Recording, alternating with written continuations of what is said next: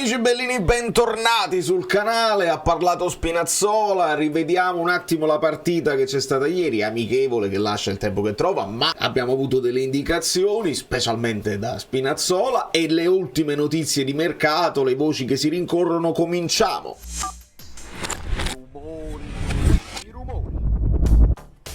Allora, Valerio Fluido da New York, Black Wolf 89, non so da dove, ma benvenuti a tutti i nuovi iscritti, iscrivetevi al canale, benvenuti ai nuovi abbonati, abbonatevi al canale se vi va, poi vi unisco al gruppo Telegram dove ci stiamo divertendo, facciamo delle ipotesi e ci arrivano anche delle notizie in anteprima con i nostri insider, e quelli che non possono farlo possono supportare con un like ogni video. Noi cresciamo e andiamo avanti, ma ci spostiamo in basso, sono cose mie tecniche. Con l'analisi tattica abbiamo aggiornato un po' di cose e vedete, ho messo, questa è la nuova grafica che ci sarà. Voglio fare i numeri enormi come nel football americano, perché spalle grandi, spalle larghe, no? Per affrontare una stagione che sarà difficile comunque, e niente simulazione. Ecco, voglio prendermi dagli altri sport,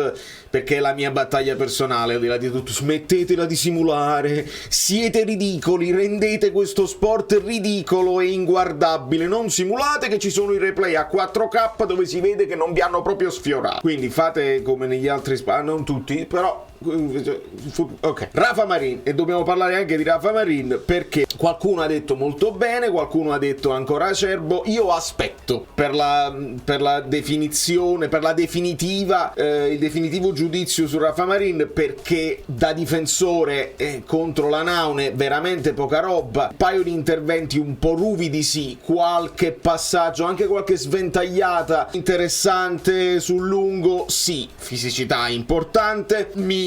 Mi perdonerete se aspetto un attimo prima di dare un giudizio definitivo. Al momento, se mi entra Buongiorno, esce lui e lo posso fare, lo posso già fare in realtà. Buongiorno qua, Rachmani qua e Rafa Marin primo dei panchinari in questo momento. Voi mi dite, ma ancora Juan Jesus? No, calma, ti torna Olivera, vediamo se Hermoso si può fare, quindi anche lì c'è da capire se Nathan lo vuoi mandare in prestito, e ci sono notizie su Ostigard di cui dobbiamo parlare. Ma intanto la situazione ieri era questa nel primo tempo. Ovviamente contro la Nava, facciamo un recap di quella che è stata anche la live di ieri sera, che vi invito a recuperare se non avete visto, ma possiamo riassumere.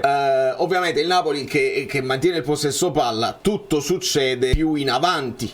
Quindi vediamo Mazzocchi che molto spesso come posizioni medie, se ci fosse, probabilmente starebbe qui, con Politano più centrale, molto più interni, quelli che sono i cosiddetti trequartisti, e la possibilità per le ali, per gli esterni, di andare fino in fondo. E Spinazzola l'abbiamo visto molto spesso in questa zona, nell'occasione del gol si è trovato addirittura qua, cosa che devono fare anche quando Politano per esempio si inserisce. Ce l'ha detto anche oggi Spinazzola, Conte gli chiede anche di andare internamente, e sarà molto interessante vedere la catena di sinistra con Spinazzola, onestamente con Kvara al posto di Lindstrom, perché Lindstrom è uno di quei temi di cui si deve parlare. Non si boccia il ragazzo, l'anno scorso nella stagione disastrata, difficile da inquadrarlo tecnicamente, tatticamente anche, è difficile dare un giudizio definitivo. Questa dovrebbe essere proprio la tattica a lui più congeniale, ancora lo vediamo un po' leggerino, poi consideriamo anche i carichi di lavoro, quindi non dobbiamo giudicarlo adesso. Però non si sente? Ora si sente un po' meglio?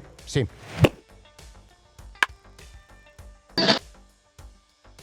secondo me, se il Napoli facesse un'operazione, se a qualcuno interessa, secondo me il Napoli ci dovrebbe pensare, perché serve più impatto anche fisicamente su questa squadra per Conte. Quindi questa è stata la situazione. Simeone molto criticato. Io, riguardando anche la partita, riguardando gli highlights, tanto movimento, tanto sacrificio, poco precisione, un paio di palloni anche recuperati sul portiere che poi hanno portato al tiro di Mazzocchi parato, l'occasione che ha creato qui da metà del centrocampo, non bene, serve qualcosa di meglio. Ha avuto un impatto migliore che Shedira, che mi hanno detto si dice Shedira, onestamente sulla partita. I due centrali, anche sa, comunque accompagnavano, perché li devi schiacciare quelli della Napoli, però è così che il Napoli si schiera in campo contro una squadra più scarsa, Quindi questa potrebbe essere una di quelle situazioni. Sappiamo, con Buongiorno tu puoi anche accettare l'1 contro 1, meglio rispetto a un rack money che va sulla punta, e quindi poi in seguito dovremo vedere anche i braccetti che si inseriscono altrettanto, perché non puoi poi lasciare 3 fissi dietro, perdi troppi uomini, non hai centrocampisti di inserimento, e lì bisogna ragionare sulla punta. Ecco perché torniamo al discorso del calciomercato, perché uscendo Osimhen, se viene Lukaku, che è un discorso che continua a far discutere i tifosi, più che un Politano, che è un uomo di palleggio, che è un uomo di scambi nello stretto, di rientrare, scambiare, cercare la cosa, serve uno che si butta dentro, ed ecco che al posto di Politano un Gonghe potrebbe risultare anche più efficace, che è più punta, che punta di più la porta, che ha più gol nelle gambe. E infatti nel secondo tempo abbiamo visto questa situazione qui, con lo stesso schema. Non si sono provati differenti sistemi tattici e idee tattiche, abbiamo semplicemente visto Gaetano, che è uno dei dubbi. Gaetano lo vedi a centrocampo, lo vedi sotto punta, lo vede per ora Conte in zona Kvara, quindi più vicino alla punta, trequartista che parte da sinistra. Idem per quanto riguarda Ngong, e Shedira che fa reparto anche da solo, bello grosso. Shedira fisicamente ti ricorda anche un pochino il Petagnone dei tempi andati, però così si era procurato anche un rigore leggero che non gli hanno dato, un altro se lo procura, si prende subito il pallone, aveva voglia di segnare e lo trasforma molto bene, e anche negli scambi che poi porta agli altri gol, uno di Gaetano e un altro di Ngong. Mario Rui sulla fascia, altro uomo mercato. Mario Rui ha lavoro facile se deve mettere continui rifornimenti per le punte, perché il cross è una delle cose che fa meglio rispetto alla fase difensiva o rispetto al chiudere l'azione, ma abbiamo visto che quando si sviluppa per esempio il gioco sulla destra, Mario Rui è tenuto, e lo ha fatto anche senza avere la fisicità e la finalizzazione di un esterno che va alla conclusione, ma si deve trovare qui ad impegnare i terzini, ad impegnare i braccetti avversari, perché è così che deve essere. Sono più bloccati i due centrocampisti centrali, nel caso di ieri Iaccarino e Russo, che portava il 28, ma questo è il numero dell'anno scorso, abbiate pazienza. Io ringrazio Valerio che mi dà una mano, il mio collaboratore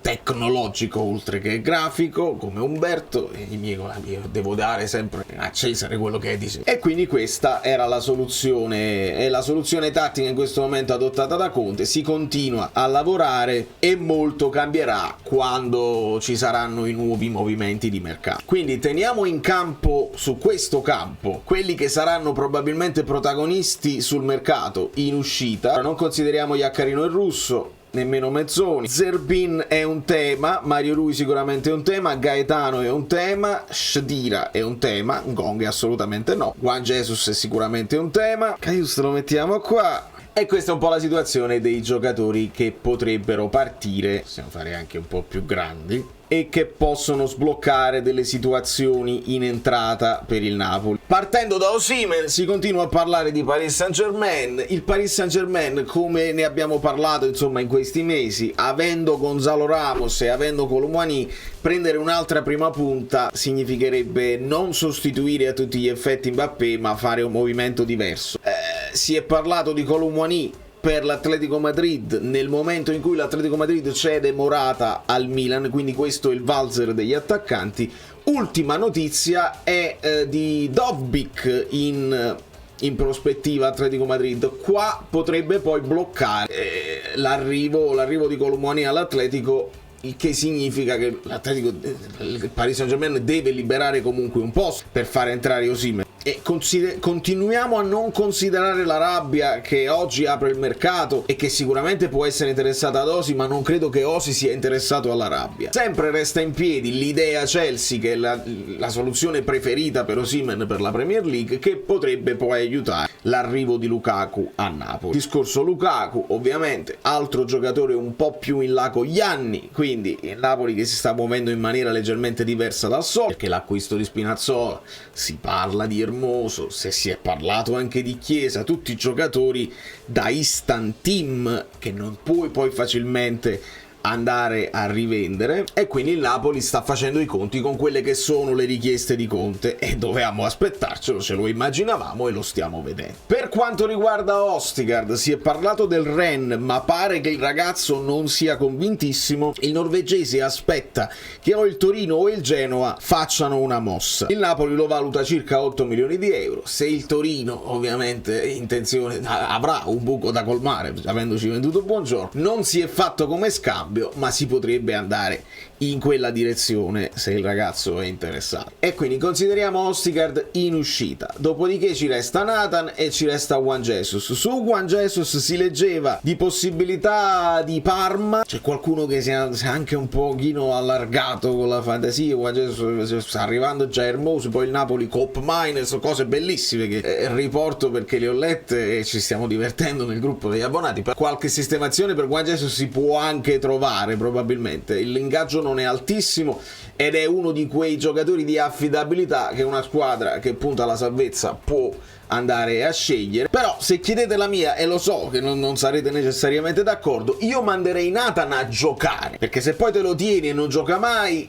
non cresce e questo ragazzo non lo valuti. Io manderei Nathan a giocare in prestito in una squadra di media classifica, se fosse possibile, titolare, che fa grande esperienza del campionato italiano, e ti tiri Juan Jesus come ultimo delle cose, come profilo da spogliatoio che non deve giocarle tutte. C'hai Olivera, c'avrai Hermoso, speriamo, c'hai Buongiorno, puoi spostare Rafa Marin dall'altra parte, insomma lo stesso Di Lorenzo che si sposta tra i braccetti, e quindi insomma difensori ce ne sono da adattare. Lo stesso Buongiorno può fare il braccetto, quindi io mi terrei Juan Jesus. Permettetemi di dire questa cosa odiosa per tutti gli haters di Juan Jesus: ti tieni Juan Jesus e mandi Nathan a giocare. Perché Zerbini in questo momento lo stiamo vedendo ovviamente al posto di Di Lorenzo insieme a Mazzocchi sulla destra.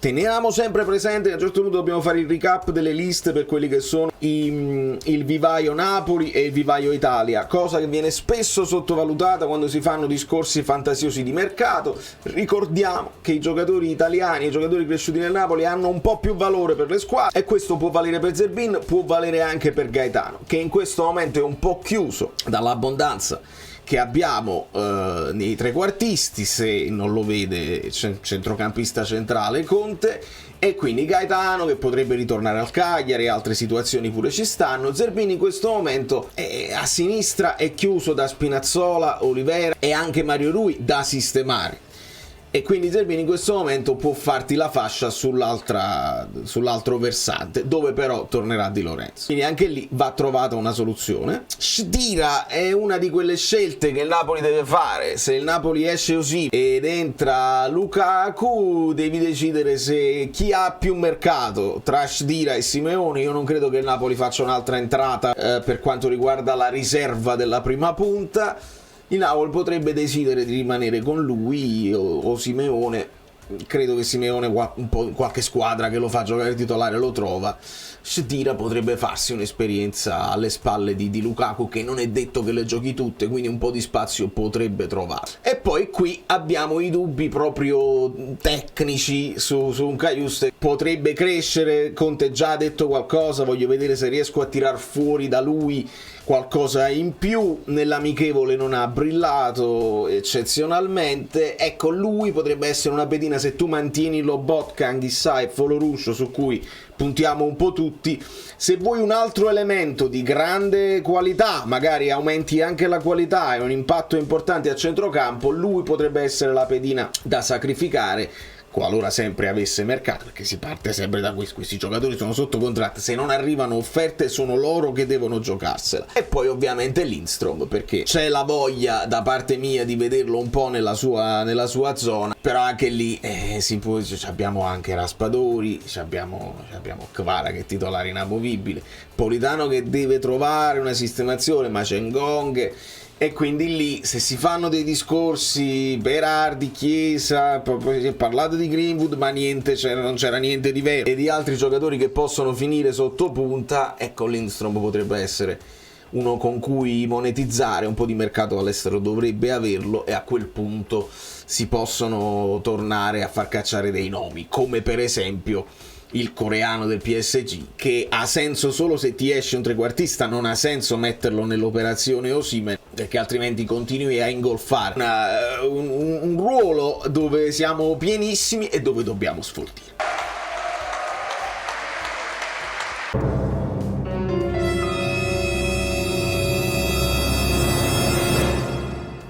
Questo è quanto col pallone, perché poi alla fine noi possiamo fare tante chiacchiere, ma sarà sempre il pallone che rotola a giudicare come si sta muovendo il Napoli. E questo è un recap. Nel momento in cui io clicco carica video su YouTube, usciranno altre notizie pazzesche, voi me le scriverete nei commenti, potete lasciare dei nuovi like su questo video e ci seguiamo a vicenda. Poi domani ci dovrebbe essere anche incontro con Conte e i suoi collaboratori, con i tifosi, cercheremo di seguire tutto e di coprire tutto, il che fa pressa, però io per stare vicino alla mia community faccio questo e altro. Da New York, Valerio Fluido è tutto, vi abbraccio, vi bacio, Spinazzola più che promosso, la mia definizione Spinazzola e giocatore, tutti gli altri piano piano li valuteremo, però Spinazzola, se sta bene fisicamente, è un grande passo in avanti.